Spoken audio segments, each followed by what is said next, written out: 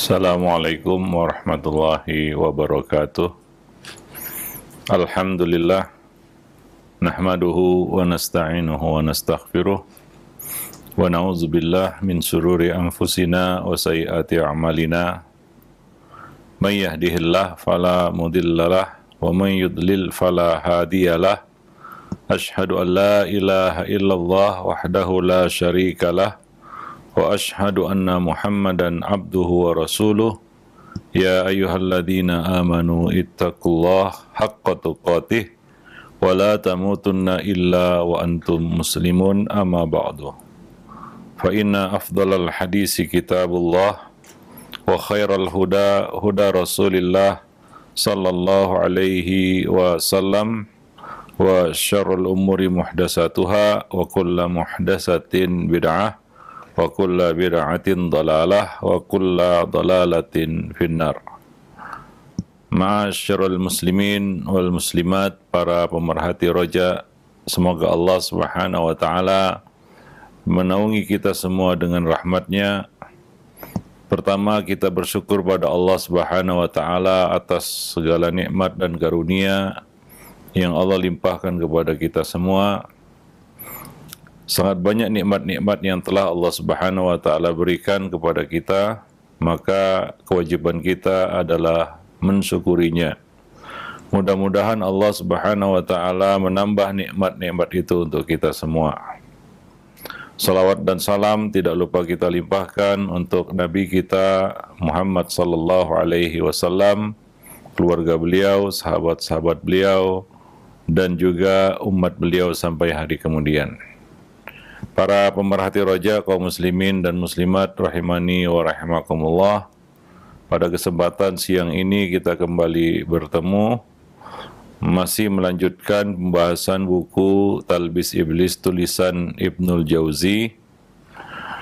Kita akan lanjutkan pembahasannya. Ibnul Jauzi mengatakan yaitu tentang tidak dibenarkannya menyiksa diri. Mas, sebagian orang ada yang beribadah kepada Allah Subhanahu wa taala dengan menyiksa dirinya.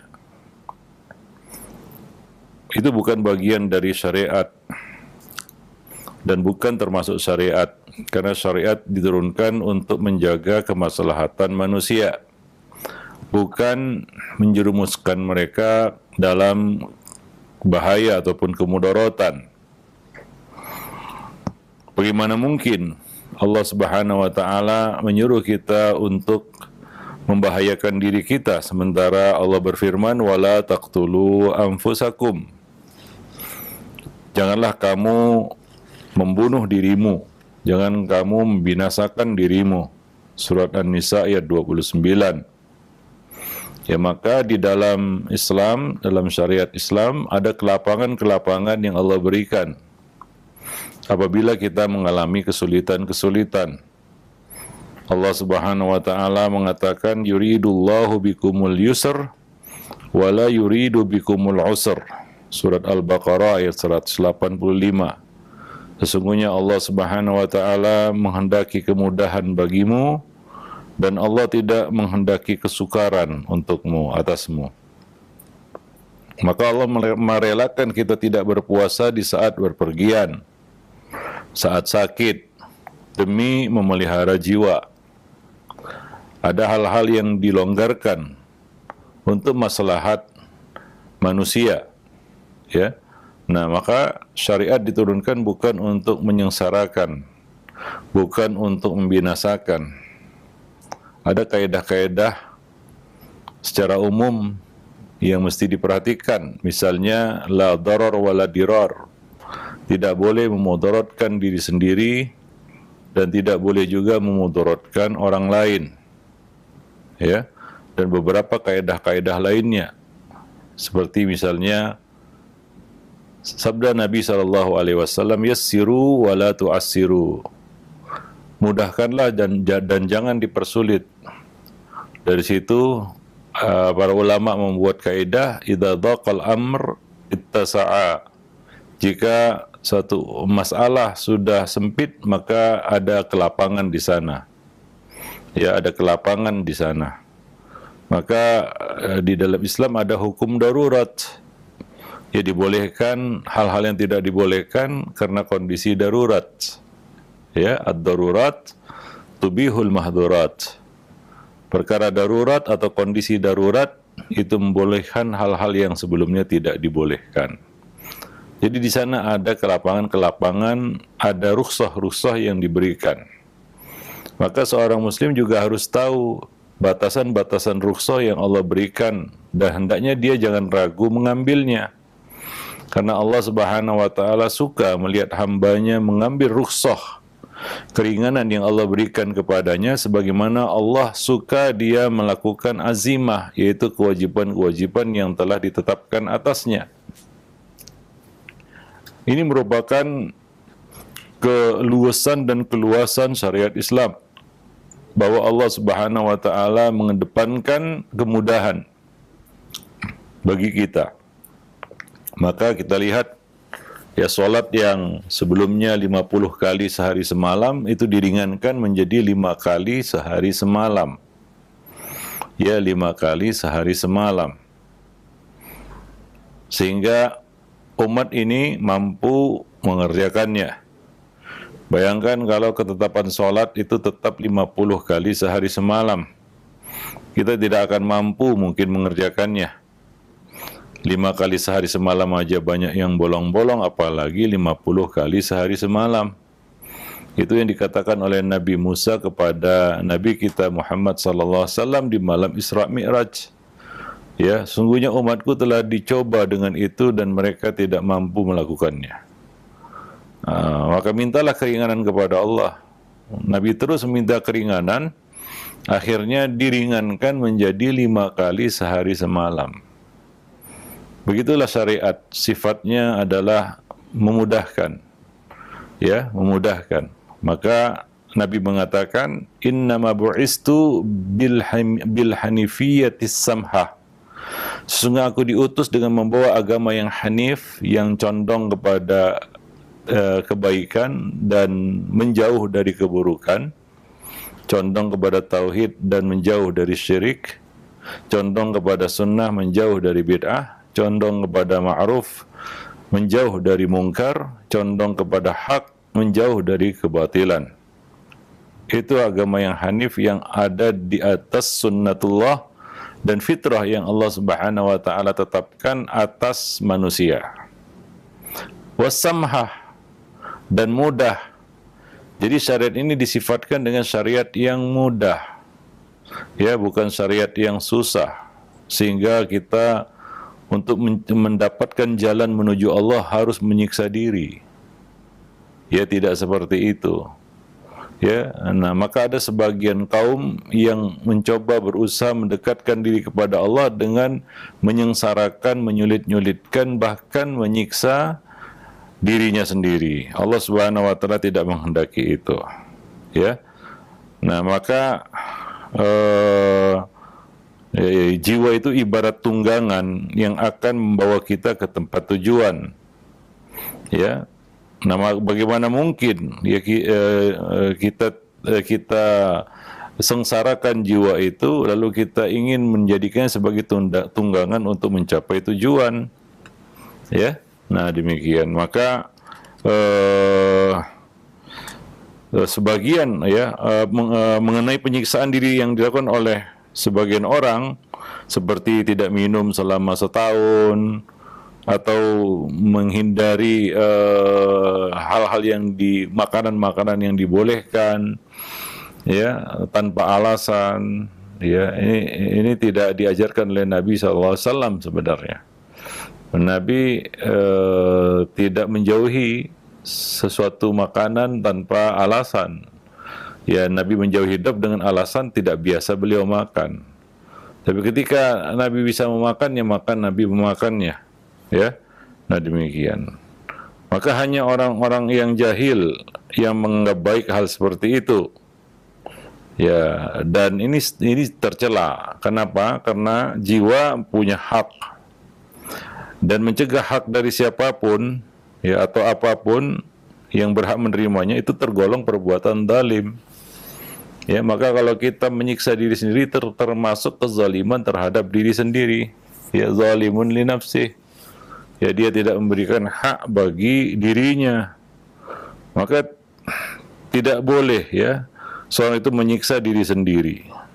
Misalnya berjemur di bawah terik matahari pada musim panas, atau berdiam diri di atas salju pada musim dingin. Nah, ini kan tentunya menyiksa diri, ya. Nah, demikian. Wallahu a'lam bishawab. Ya, maka dari itu, ya, manusia ataupun seseorang tidak boleh menegakkan hukum hudud atas dirinya sendiri. Ya, melakukan tanfizul ahkam, yaitu hukum hudud atas dirinya sendiri, itu tidak dibenarkan. Ibnu Aqil mengatakan, siapapun tidak diperkenankan menghukum diri sendiri. Ya, kewajiban kita terhadap diri adalah bertaubat kepada Allah Subhanahu wa taala. Pelaksanaan hudud bukan di tangan ya sembarang orang. Ada di sana pihak yang memang berwenang ya untuk menegakkan, menjalankan hudud. Jadi tidak boleh seorang itu menghukum dirinya sendiri. Misalnya dia membunuh, lalu dia membunuh dirinya ya sebagai saya ya berhak dikisos, hukumannya adalah ya nyawa bayar nyawa, lalu dia bunuh dirinya sendiri. Tidak dibenarkan, maka dia jatuh dalam dua kejahatan. Dia bunuh orang, dia bunuh dirinya sendiri.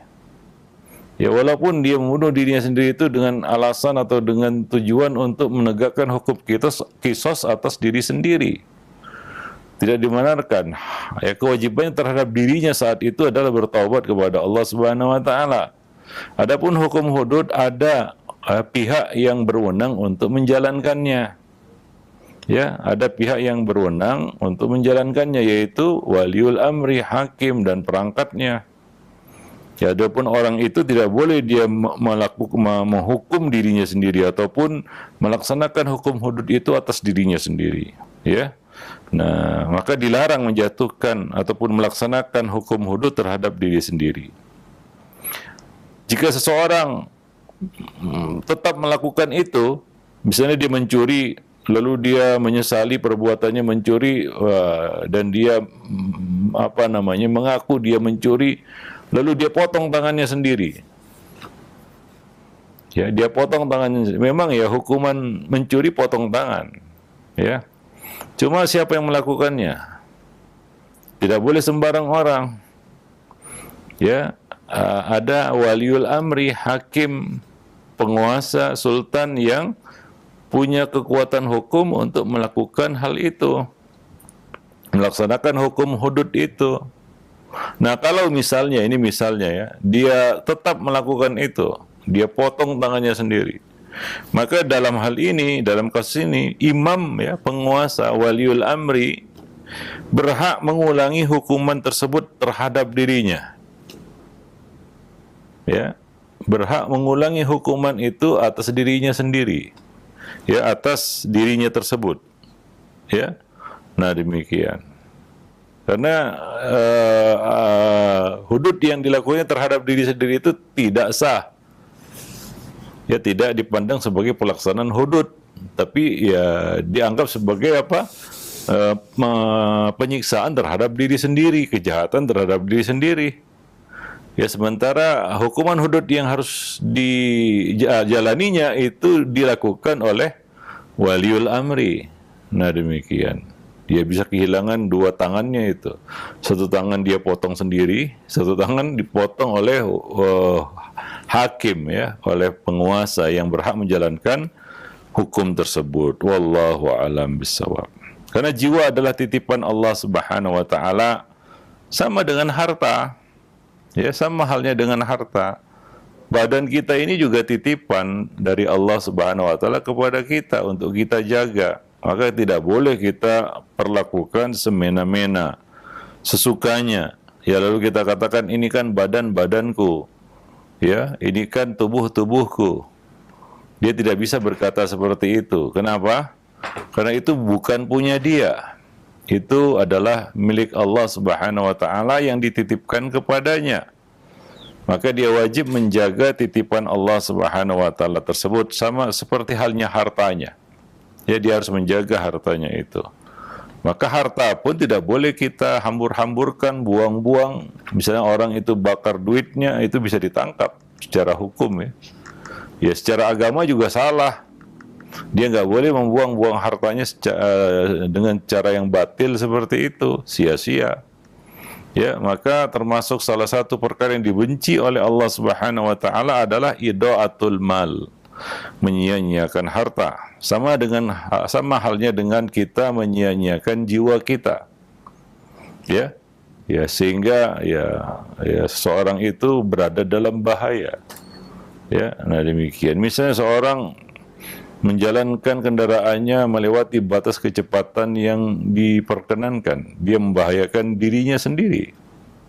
Ya, boleh jadi ya nyawanya hilang atau mungkin menghilangkan nyawa orang lain ya disebabkan kecerobohannya. Maka tidak boleh kita membahayakan diri sendiri dan juga membahayakan orang lain. Kita sebagai pemiliknya tidak bisa bebas ya menggunakan badan ini semau kita. Ya, maka dilarang begadang. Kenapa? Karena dia akan menyebabkan kerusakan ataupun penyakit pada diri. Ya, demikian halnya kita tidak bisa bebas membelanjakan harta sesuka hati. Ya, nah maka ada ketentuan-ketentuannya. Ya, ada ketentuan-ketentuannya. Ya, maka seorang tidak boleh misalnya menyedekahkan semua hartanya lalu dia tidak punya apa-apa.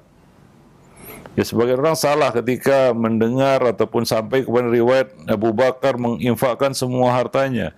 Bukan itu tidak berarti ya maknanya bukan Abu Bakar melepas semua hartanya hingga dia tidak pegang harta sama sekali. Ya, yaitu sebagian besar dari hartanya. Ya, bukan semuanya sehingga tidak ada yang tersisa. Ya, tersisa ya jelas pasti ada untuk kebutuhan diri beliau. Demikian juga Nabi. Maka itu atas nama sedekah ya, tidak boleh kita membahayakan diri kita dan keluarga kita. Ya, wallahu a'lam bishawab. Nah, maka kita katakan ya, beberapa bentuk-bentuk yang dinisbatkan kepada ibadah ya, tapi dalam bentuk menyiksa diri itu tidak termasuk ibadah. Ya, pendekatan diri kepada Allah bukan dengan cara seperti itu. Ya, wallahu a'lam bishawab. Baik. Nah, demikian pula ya, ada satu hal juga ya, bahwa diriwayatkan ya bahwa Nabi SAW bersabda ya, jadi nikmat-nikmat yang Allah berikan kepada kita ya itu harus kita syukuri ya. Artinya ya kita manfaatkan sebaik-baiknya ya, semaksimal mungkin untuk kemaslahatan diri kita. Ya.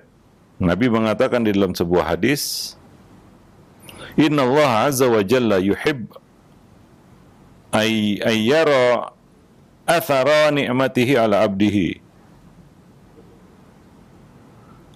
Ayyara athara ni'matihi ala abdihi. Yang artinya sungguh Allah Subhanahu wa taala senang, suka melihat jejak-jejak nikmatnya yang telah Ia berikan kepada hambanya.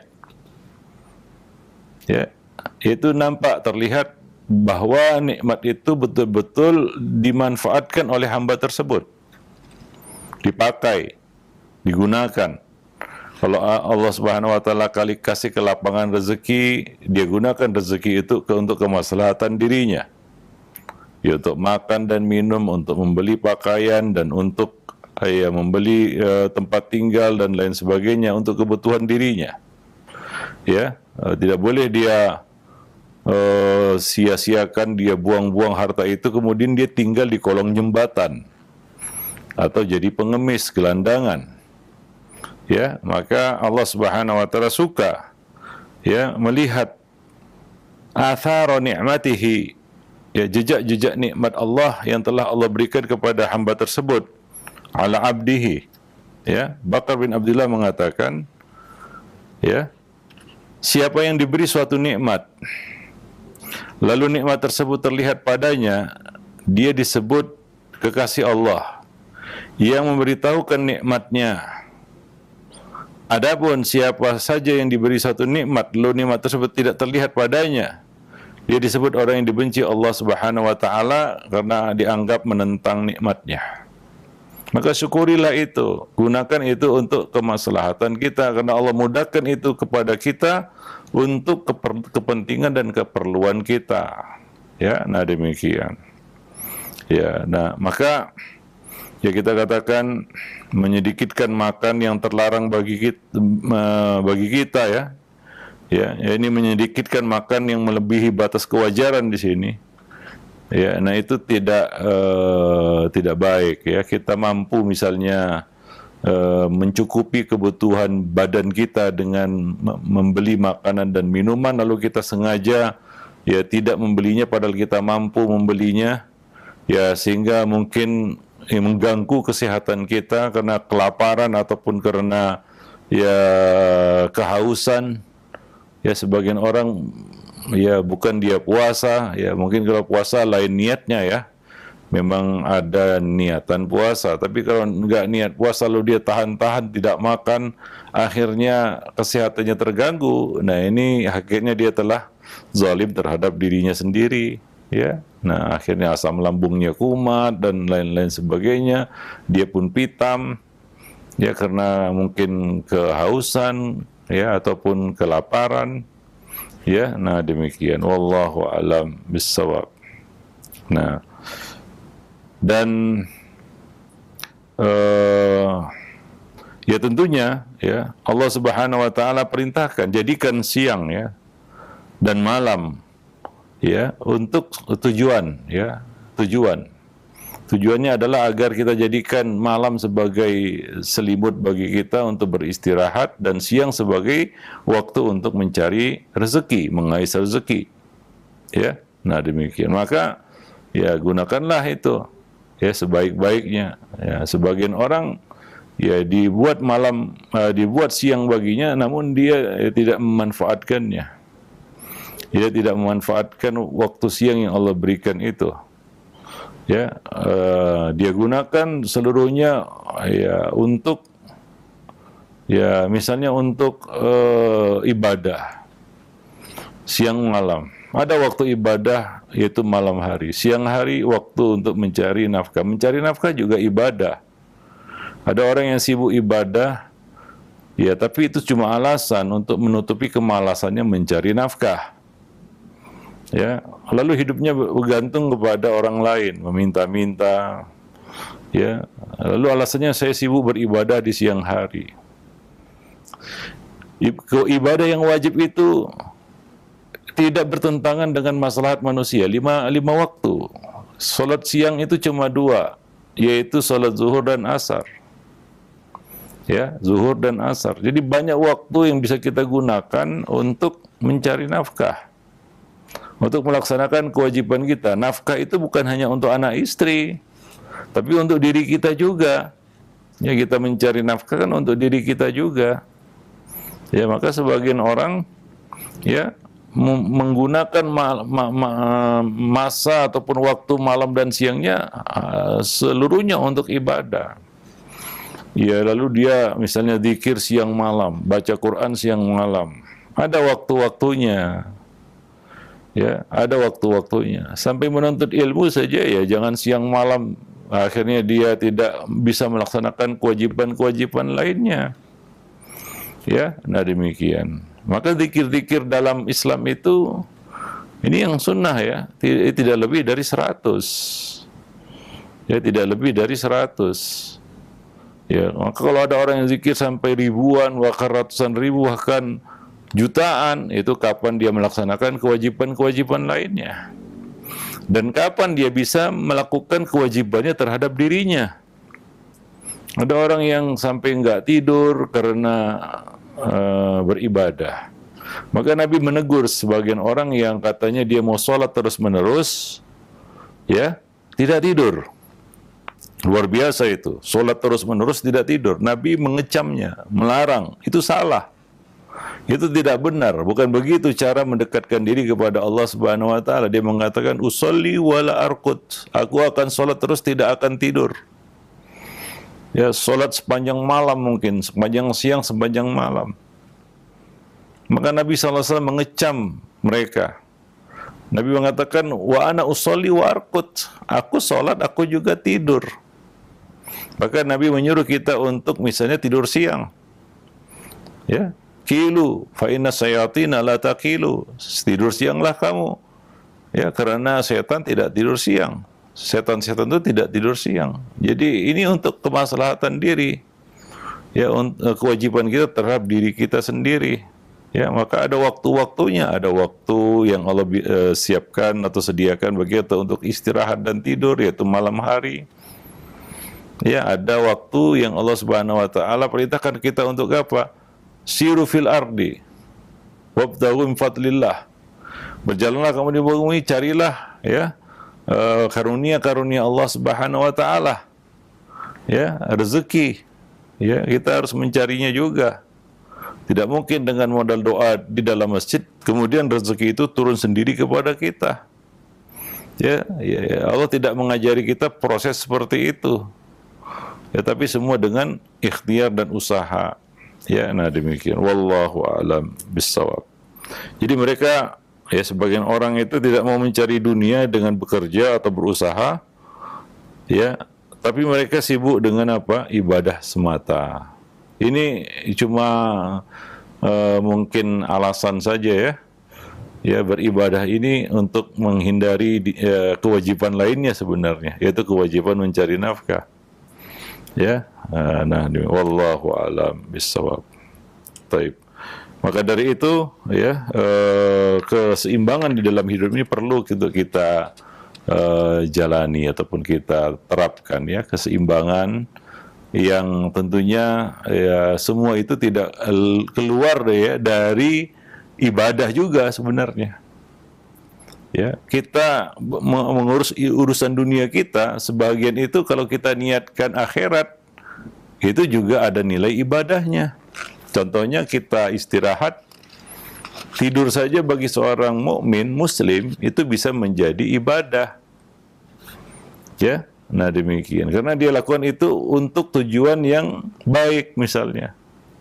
Makan dan minum, bahkan makanan yang dia suapkan ke mulut istrinya itu jadi ibadah, sedekah. Bahkan kebutuhan duniawinya yaitu berhubungan intim dengan pasangannya itu bisa jadi ibadah. Ya, maka Nabi dan para sahabat dahulu ya juga beraktivitas sebagaimana aktivitas manusia pada umumnya. Nabi juga berjalan di pasar, Nabi juga bertransaksi jual beli, ya, para sahabat juga demikian. Nggak ada di antara mereka yang hanya ya fokus ibadah terus, tidak putus-putus. Ya, tidak dibenarkan dengan cara-cara seperti itu. Ya, wallahu a'lam bissawab. Nah, jadi mengurus sebagian urusan dunia kita itu aja bisa bernilai ibadah, ya, bernilai akhirat, ada nilainya, nggak sia-sia. Ya, maka sebagian orang yang menghindari hal-hal seperti ini dengan alasan ataupun dengan argumentasi bahwa itu bisa menyibukkannya dari akhirat, menyibukkannya dari Allah, itu cuma alasan aja sebenarnya. Ya, yang lebih tepatnya mereka itu sebenarnya kena penyakit malas untuk melaksanakan satu sisi ibadah lainnya, yaitu mencari rezeki, mengais rezeki, mencari nafkah. Ya, nah demikian. Mereka tahu itu ya suatu hal yang berat dan banyak juga keutamaannya. Tapi mereka sengaja meninggalkannya dan lebih memilih hal-hal yang mendukung kemalasan mereka. Wallahu a'lam bishawab. Nah demikian. Ya mungkin demikianlah ya beberapa ya kita katakan perkara-perkara yang ya menyimpang dari kaum sufi ini berkaitan dengan makanan dan minuman. Ya, nah pada Ya, kesempatan berikutnya kita akan lanjutkan ya dengan talbis ya iblis juga terhadap satu kaum yang menjadikan nyanyian tarian ya sebagai bentuk pendekatan diri kepada Allah Subhanahu wa taala. Ya, tarian nyanyian itu sebagai sarana ataupun alat mendekatkan diri kepada Allah Subhanahu wa taala. Ya, salah satu talbis ataupun syubhat iblis kepada satu kaum ya, yaitu kaum sufi adalah apa yang mereka sebut sebagai al-wajdu. Ya, yaitu kondisi di mana orang itu ya seperti mabuk gitu. Ya, dengan satu syubhat bahwasanya mereka ini sedang dimabuk cinta kepada Allah Subhanahu wa taala. Ya, padahal hakikatnya bukan seperti itu. Mereka benar-benar mabuk seperti orang mabuk kebanyakannya.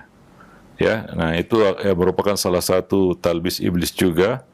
Ya, berupa menjadikan baik, indah, bagus, ya, nyanyian, tarian, ya, untuk mendekatkan diri kepada Allah Subhanahu wa taala. Ya, Nabi tidak pernah mengajarkan nyanyian dan tarian menjadi bagian dari ibadah. Ya, bahkan Nabi melarangnya. Ya, lalu bagaimana bisa orang-orang ini menjadikan nyanyian dan tarian itu sebagai bentuk pendekatan diri kepada Rabbul Alamin? Ya, ini adalah sesuatu yang tidak dikenal di kalangan ya kita katakan agama-agama yang dibawa oleh para rasul. Ya, lalu ini masuk ke dalam agama-agama mereka. Maka sebagian orang menjadikan tarian dan nyanyian sebagai bagian dari agama mereka. Ya, di dalam Islam itu tidak, bukan merupakan bagian dari agama, bahkan Nabi melarangnya. Ya, wallahu a'lam bishawab. Nah, itu akan kita bahas pada kesempatan berikutnya insyaallah. Nah, demikian saja, mudah-mudahan bermanfaat. Aqulu qauli hadza, astaghfirullah li wa lakum wa lisairil muslimin innahu huwal ghafurur rahim. Assalamualaikum warahmatullahi wabarakatuh.